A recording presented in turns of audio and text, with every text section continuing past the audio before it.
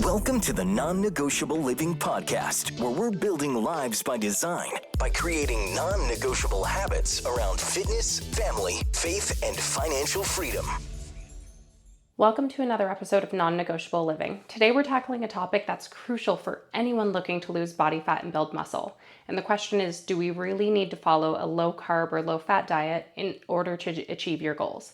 Now, the answer might surprise you. So today we're going to dive into the science behind why carbohydrates and healthy fats are essential for our bodies and explore why moderation and balance, rather than deprivation, are the keys to long-term success.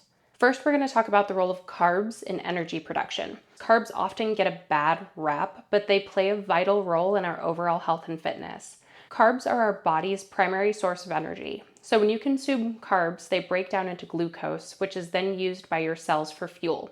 This is especially important during exercise, where your body relies on glucose to power through workouts. Carbs are stored in your muscles and liver as glycogen. So during exercise or endurance activities, your body taps into these glycogen stores, and without sufficient carb intake, you might experience fatigue and decreased performance. Additionally, adequate carb intake helps you spare protein from being used as an energy source. This is crucial for muscle repair and growth because you want protein to focus on building and repairing muscle tissues, not just for fueling your daily activities. Now let's talk about the importance of healthy fats. Despite what you might hear in various diet fads, fats are essential for maintaining health and supporting your fitness goals. I know that when I was growing up in the 90s, there was this huge push for everything being low fat, but that comes with a compromise. When they are highly processing foods to remove the fats from them, they're often adding other things in that aren't necessarily good for us. So when you can focus on healthy fats, it's not a bad thing to be consuming those. Healthy fats are crucial for hormone production and regulation. So hormones such as estrogen, testosterone, and cortisol all require fat to function properly, and a diet too low in fat can disrupt your hormone levels, potentially affecting your mood, your energy, and even your ability to build muscle or lose fat. Fats are also necessary for proper cellular function. They are a key component of our cell membranes, so they help your cells function optimally, which is important overall for your health and wellness. Fats also help you feel full and satiated after meals. Have you ever noticed after eating a bunch of carbs, an hour later you're hungry again? Well, this doesn't happen when you eat fats and proteins. And satiety provided by fats can help you maintain a balanced diet without feeling deprived, which is important long term when it comes to adhering to your fitness and nutrition goals if you're in a deficit. So what I recommend to some people when they feel like they're hungry all the time in a deficit is to incorporate fats with your maybe like high volume foods. So if you're eating a big leafy green salad with lots of vegetables, that's not going to let you feel full very long. But if you can add in some nuts, some avocado, that's going to increase your satiety long term because you're increasing your fat intake. So I'm sure you're all sitting over here wondering, so if fats are fine and carbs are fine, what's the best approach when it comes to macros and losing body fat? My best answer is a balanced lifestyle and approach to nutrition is always the best option. The science supports a balanced approach where you include all three macronutrients. They are all essential, they all serve a function, so we don't want to exclude any of those in my opinion. So carbs, fats, and proteins are our main macronutrients, and in moderation, they all support our goals and our health. So each macro plays a unique role in our body, and eliminating any of them can lead to deficiencies or imbalances. So ultimately, fat loss and muscle building come down to energy balance. To lose fat, you need to be in a caloric deficit, and to build muscle, you need adequate protein and energy, so you need to be in a calorie surplus or at least at maintenance. This doesn't require cutting out any entire food groups, but rather just managing your total energy intake and your calorie consumption, ensuring that you have a balanced mix of macros. So me personally, I typically follow a 35% protein, 35% carb, 30% fat. Again, I mainly just look at my calories and my protein, and I kind of let the carbs and fat buff out from day to day depending on what I eat. But when we're talking about any health and fitness goals, the main key thing when it comes to nutrition is ensuring sustainable practices. So a lot of people take these crazy crash diets, low calorie approaches, taking out all carbs, But what I see the most is people will say, I followed keto for a while. I followed this low calorie diet for a while and it worked really well for a while, but then it stopped and I gained the weight back. Well, let's be honest, people. If a diet worked for a while and it stopped working, then it never truly worked, because the only diet or lifestyle that works is one that you can maintain forever so you can keep the results. We don't want to keep following these crash diets, these quick fixes, these unreasonable, unsustainable, miserable plans. And when you cut out all carbs, when you cut out all fats, when you're depriving yourself of the foods that you love, this is never going to be a sustainable approach. We need to have flexibility. We need to have balance. We need to be able to eat the things we love with our families, enjoy ice cream with our kids, have pizza, have, all you can eat sushi on date night, and have some cocktails on our anniversary, and things that we love. And if we deprive ourselves all of those things, we will fail. That is the surest way to fail, is to hate how you have to eat in order to maintain your goals. I heard a quote once that said, if your dream body is a nightmare to maintain, then it's not your dream body. So I like to use that analogy with people to explain that what we're trying to do is create healthy, sustainable approaches to nutrition and exercise that they can maintain forever. Not a crash diet, not a quick fix. So let's move on to some practical tips for learning how to balance your macros. So again, we want to incorporate all the macronutrients. We want to include sources of protein in every meal. We want healthy fats and carbohydrates. So this ensures that we're getting a well-rounded intake of nutrients, and it helps support our overall health and our fitness goals. Again, I personally take a high protein approach and focus on muscle growth to obtain fat loss with my clients and myself. So since we only track calories and protein, it gives us that flexibility from day to day. So let me explain. You need to be in a calorie deficit to lose weight. You need to be in a calorie surplus to build muscle. And we need to prioritize protein in order to fuel our body properly and build muscle to increase our metabolism. So as far as fats and carbs, I believe in that flexibility from day to day.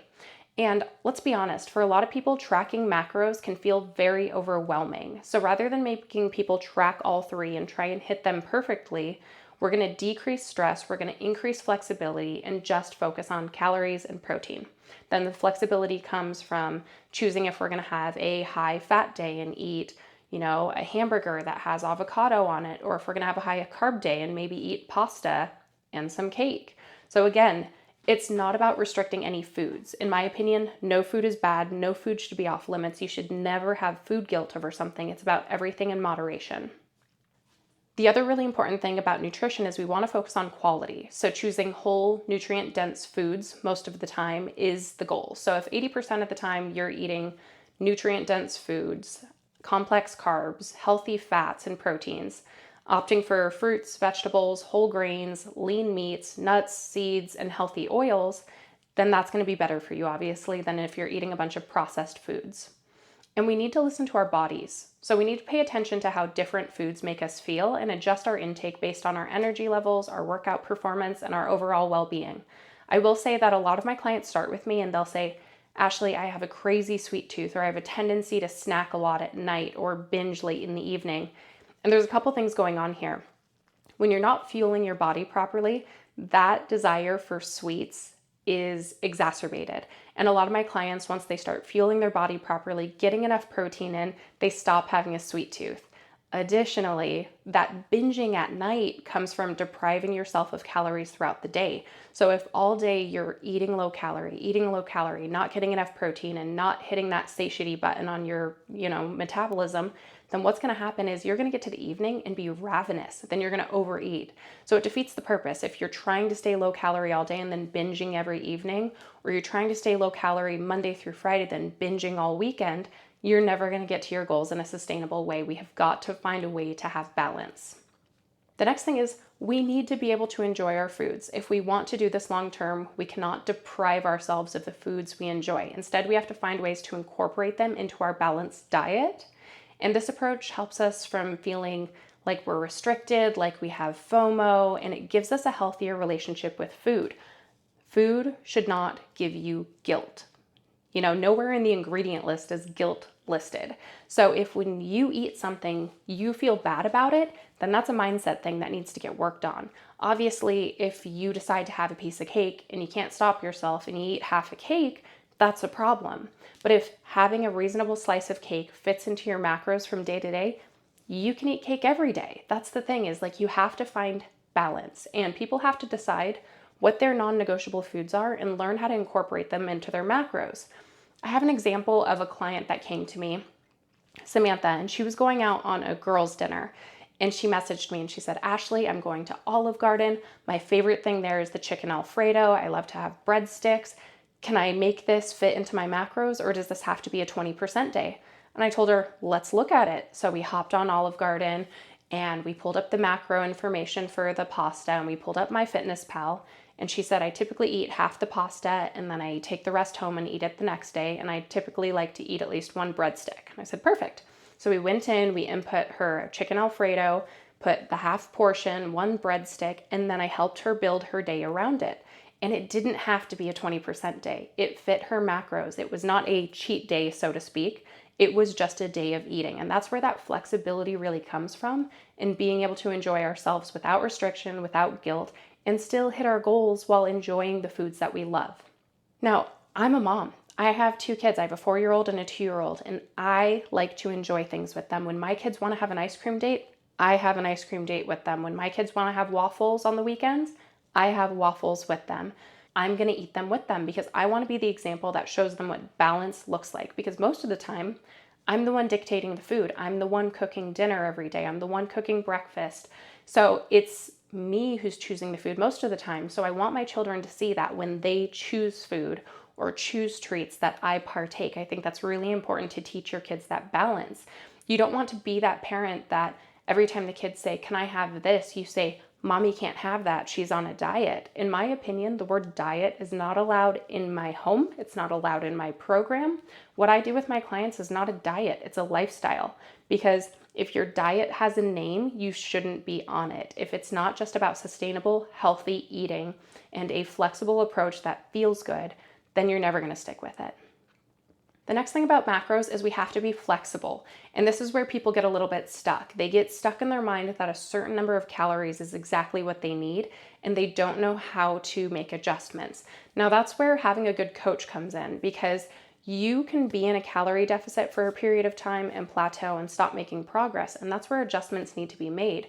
Now, a lot of coaches, and I hate this about the fitness industry, say you're in a calorie deficit and your fat loss slows down and your main goal is weight loss. Most coaches would say, well, let's just cut more calories. But let's be honest, being in a calorie deficit sucks. It can impact your sleep, you feel hungry, you're hangry, you don't have as good of energy. It's just not fun. It's hard to cut out calories. Instead, the approach I take is when my clients start to plateau on their fat loss, we go into a muscle growth phase where we reverse diet up, we increase calories, we focus on muscle growth, we focus on output through walking to burn more fat, but we do not drop calories. I tend to be of the approach that I don't want to go below 300 maintenance calories because it sucks. And I don't like doing it. I don't want anyone else to have to. But the problem is, if people are doing this on their own, they may not know how to change their macros accordingly to achieve different goals. And if they increase their macros and start gaining weight, they might panic and quit. So that's the thing, is having somebody help guide you on this journey is a lot easier because you know you have the blueprint right. You're not guessing, you're not relying on some online calorie calculator. You actually have guidelines built for you, structured for you based on your exercise, your output. And that's really it. When it comes to calories, people ask me all the time on Instagram, can you tell me how many calories I should eat? And they'll say, I'm 35 and 5'2" and 165 pounds. And I'll tell them, I cannot tell you how many calories you should eat based on those things. Like, a lot of people think it's as simple as that. I need to know, what does your eating look like? How are your macros balanced? You know, what does your walking look like every day? What do your workouts look like? What are your goals? So people get so hung up on the calorie number, thinking that it's as simple as just a pure calculation. And yeah, you can get pretty close. But if your exercise and your output is not aligned with those calorie goals, you're still not going to get the results you're looking for. So we have to be willing to adjust our macros based on our goals and how our body's responding. And flexibility and moderation are key with all macros for long-term success. So to sum it up, achieving your fat loss and muscle growth goals does not require extreme diets or the elimination of any macro group. We don't need to give up carbs. We don't need to give up fats. We don't need to be on a protein-only diet. We don't have to give up anything that we love. We just need moderation and balance.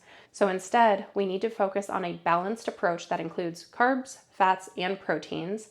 And by understanding the roles these nutrients play in your body and practicing that moderation, you'll set yourself up for success long term and create a sustainable path towards reaching your goals. So I hope that this was helpful. Thank you for tuning in to Non-Negotiable Living. If you found this episode helpful, please subscribe, leave a review, share it with anyone who might find it helpful as well.